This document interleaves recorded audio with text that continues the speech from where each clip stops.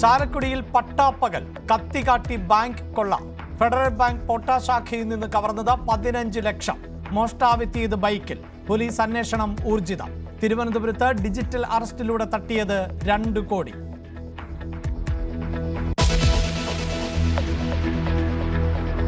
കൊയിലാണ്ടിയിൽ ഉത്സവത്തിനിടെ ആനയിടഞ്ഞതിൽ സ്വമേധയാ ഇടപെട്ട് ഹൈക്കോടതി. ആർക്കെതിരെ കേസെടുക്കണമെന്ന് ഡിവിഷൻ ബെഞ്ച്. ഗുരുവായൂർ ദേവസ്വം ഉദ്യോഗസ്ഥൻ തിങ്കളാഴ്ച നേരിട്ട് ഹാജരാകണം.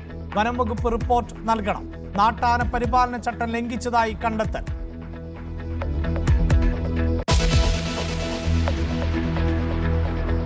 വയനാട് പുനരധിവാസത്തിന് കേന്ദ്ര സഹായം. 529.5 കോടിയുടെ പലിശരഹിത വായ്പ അനുവദിച്ചു. തുക ടൗൺഷിപ്പ് അടക്കം 16 പദ്ധതികൾക്ക്. തിരിച്ചടവിന് 50 വർഷം. സഹായം ലഭിച്ചത് വളരെ വൈകിയെന്ന് KN ബാലഗോപാൽ.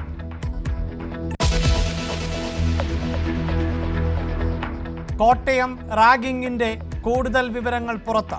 പിറന്നാളിന് ചെലവ് നൽകാത്തതിനും പീഡിപ്പിച്ചിരുന്നതായി പോലീസ്. കോളേജിലേക്ക് വിദ്യാർത്ഥി സംഘടനകളുടെ മാർച്ച്.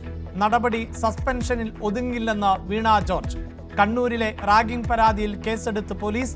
തിരുവനന്തപുരത്ത് +2 വിദ്യാർത്ഥി തൂങ്ങിമരിച്ച സംഭവത്തിൽ അന്വേഷണത്തിന് ഉത്തരവ്.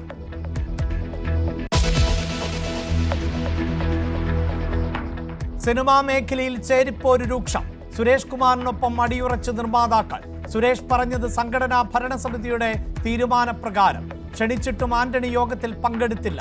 നിലപാട് അനുചിതമെന്നും പ്രസ്താവന. പെരുമ്പാവൂരിന് പിന്തുണയുമായി കൂടുതൽ താരങ്ങൾ രംഗത്ത്.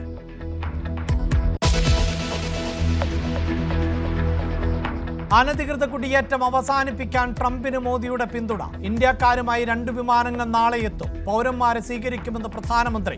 അദാനി വിഷയം വ്യക്തിപരമെന്ന് മോദി. भारत एक लोकतांत्रिक देश है और हमारे संस्कार, हमारी संस्कृति वसुधैव कुटुंबकम की है. हम पूरे विश्व को अपना एक परिवार मानते हैं. हर भारतीय को मैं अपना मानता हूं.